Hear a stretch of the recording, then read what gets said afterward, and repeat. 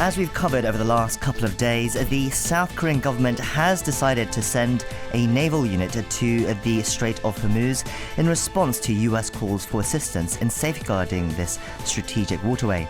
However, in an apparent consideration of Seoul-Tehran relations, the unit will operate independently from the US-led international maritime security construct.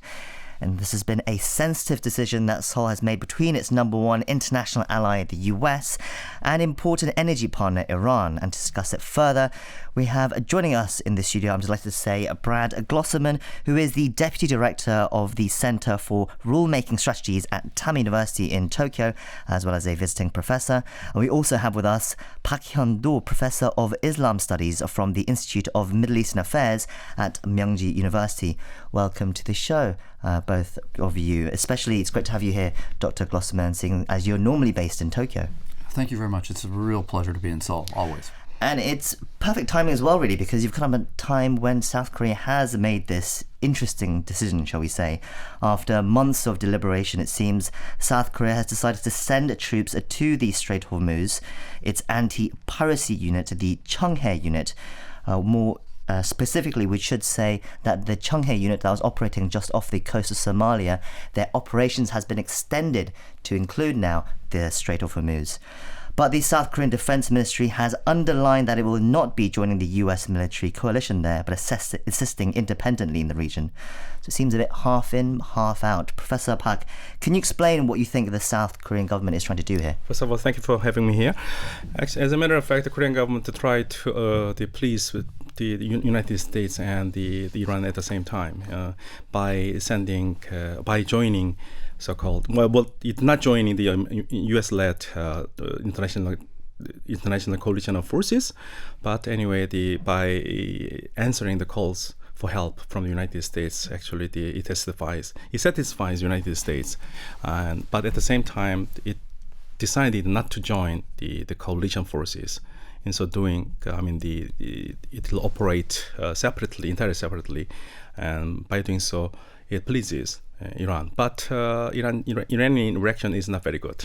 And they said, Iranian Foreign Ministry says on Monday, on Iranian time, they said, anyway, it is not unacceptable. So this Korea cannot actually satisfy Iran at this time. We'll get into a little bit about what Iran thinks, perhaps behind the scenes in just a second. But Professor Park, before we go on, can you explain a little bit more for us why the Strait of Hormuz is so important enough that for South Korea we're sending troops here? Well, the Strait of Hormuz actually is a really important and strategically important passageway. About 1/3 of the oil and energy resources are passing through that way, and situated oil. And also, the Korea imports about 70% of its oil and gas through that strait from the Middle East. So it is really, really important for Korea. Professor Glosserman, Professor Park has said that this way that the South Korean government has decided to send this Cheonghae unit to extend it, but not join the US-led coalition.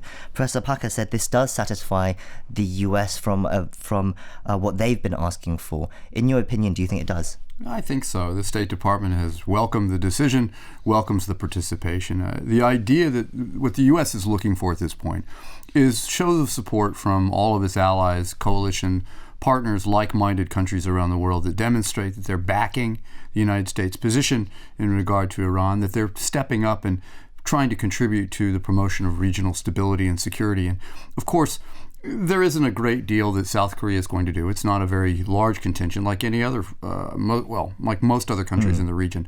And thus, what you're looking for, I think, is the international show, the symbolism, if you will, of this. And that's what matters. And I think that's what the Trump administration is counting on, in line, too, with the continuing call for more contributions from its allies and security partners around the world to help work with the United States, defray the costs that it incurs in defending security interests that in many cases are really those of the ally rather than the U.S. We don't get anymore a great deal of oil from that part of the world, and thus when we are deploying our vessels and deploying our personnel and aircraft and assets in the region, it's pretty much to protect and to help out our allies, not so much the United States itself.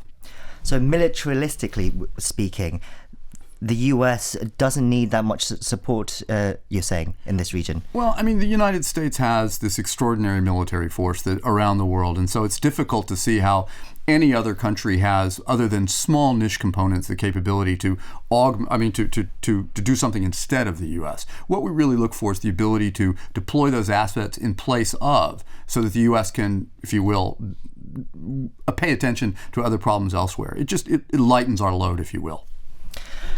Professor Park, let's go back to the Iranian reaction. You said publicly, that at least they're saying that they're difficult to accept Seoul's decision. But behind the scenes, what do you think? I think that probably Iranians knew that Korea would send and also join the United States in the international, not coalitions, but anyway, Korea will participate in that the Hormuz Strait patrolling.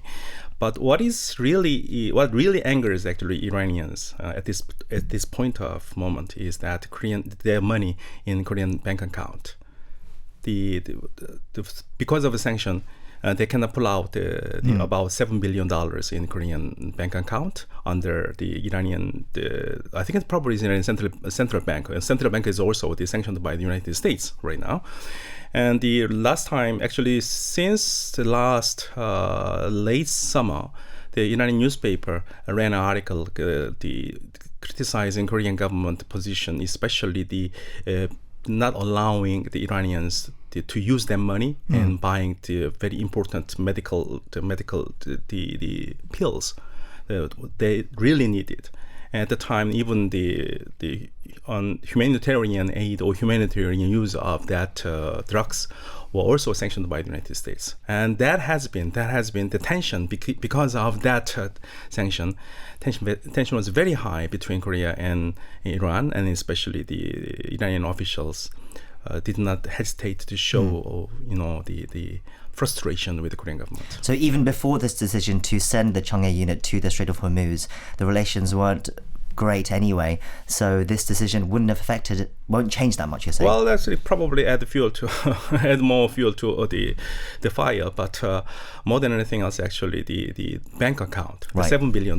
That's the root of it. Has been a really, really important issue for Iranian government. So perhaps this whole situation and how it plays out will depend on how the US-Iran conflict plays out as well. Now, if obviously the situation remains relatively calm and things do not escalate, this could all be perhaps a non-issue. But if it does escalate, then it could complicate things for South Korea, who have sent troops there now. Dr. Glosserman, how do you think the US-Iran conflict is going to play out? I wouldn't plan on it being a fairly peaceful and non-contentious kind of situation. The United States looks at Iran as a great destabilizer in the region, rightly or wrongly, and views its regional ambitions as being a threat to the regional order and to the security not only of American interests, but those of our ally Saudi Arabia and those of Israel more broadly. It expresses itself in, the decision to pull out of the Joint Program for Action, the multilateral deal that capped Iran's nuclear program, which was, contrary to many comments, actually working as intended. It did not, however, of course, address some of the other concerns that the Trump administration has had. And the fact of the matter is it wasn't intended to. I think the decision to withdraw from the JCPOA was a big mistake. And I would note that in addition to Professor Park's comment about the significance of the strait as a choke point for the flow of oil, what it also is a choke point diplomatically.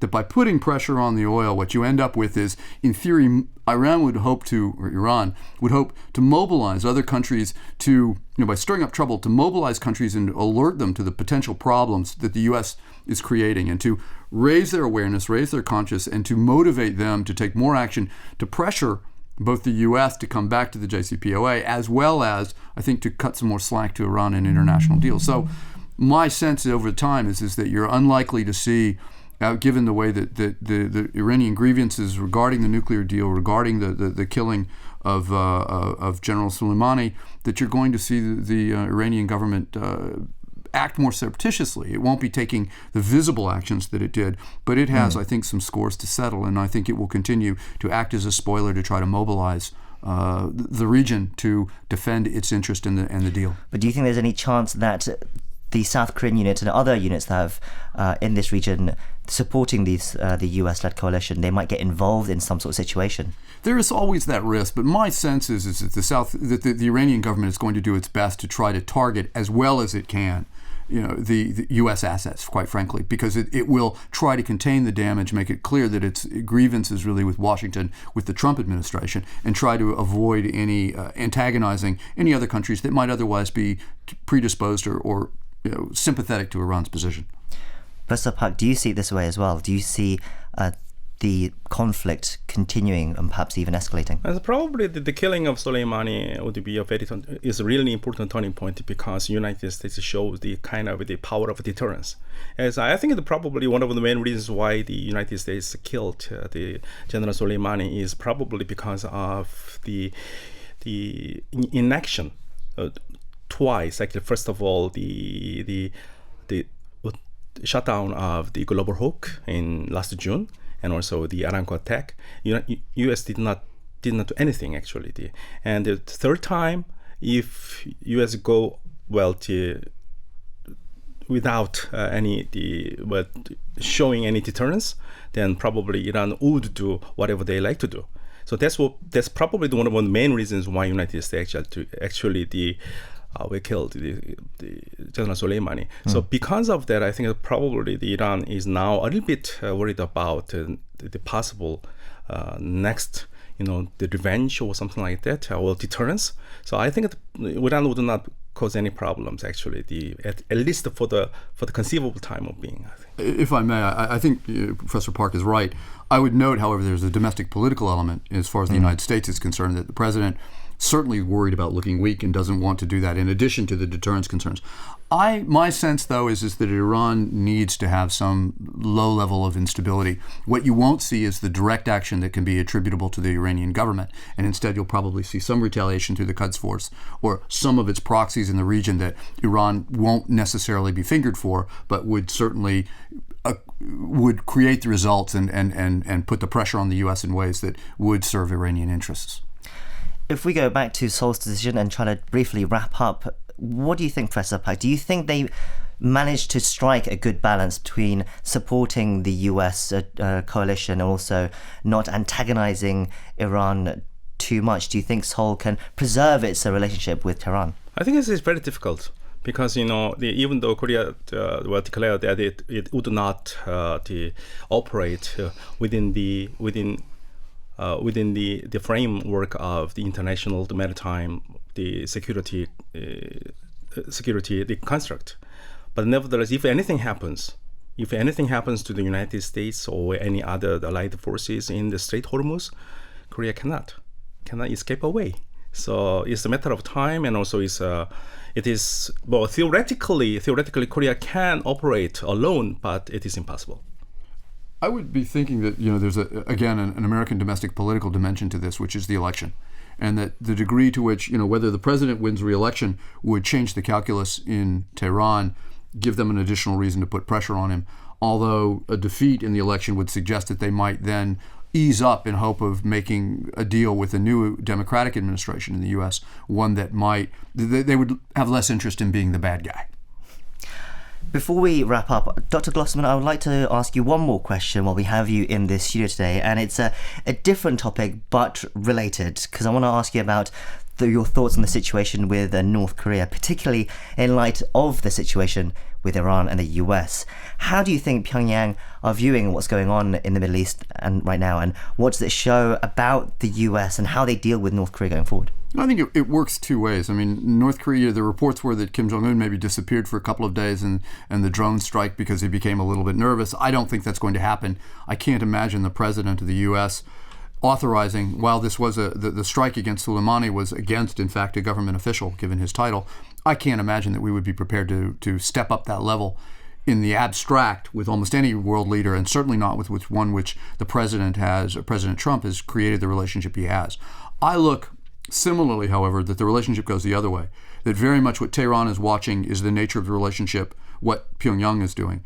I've long believed that there is, if you will, a certain a mirroring effect where you've had North Korea watching what happened to Pakistan as it developed its nuclear program and saw the legitimacy that Pakistan was bestowed. And there are differences, of course, because of the fact that Pakistan never signed the Nuclear Non-Proliferation Treaty and North Korea did.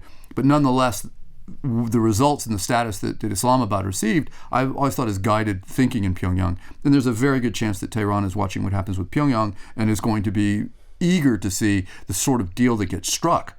And don't forget, the president has said he's prepared to talk to the Iranian government, and if that is the case, and if Kim Jongun can maybe carve out some space to maintain and keep his nuclear capabilities over whatever the time period, Iran may look and decide that the same possibility is available to it. Now, the analogy is not exact, and there's a great deal of difference in the Middle East, but I do think that is everyone's watching each other and everyone's looking and using that as a benchmark for their own future and their own expectations. We'll have to leave it there. We've been speaking to Dr. Brad Glosserman from Tanmay University in Tokyo and Professor Park Hyundo from Myungji University here in Seoul. Thank you both for coming in today and sharing your thoughts with us. Thanks for having us.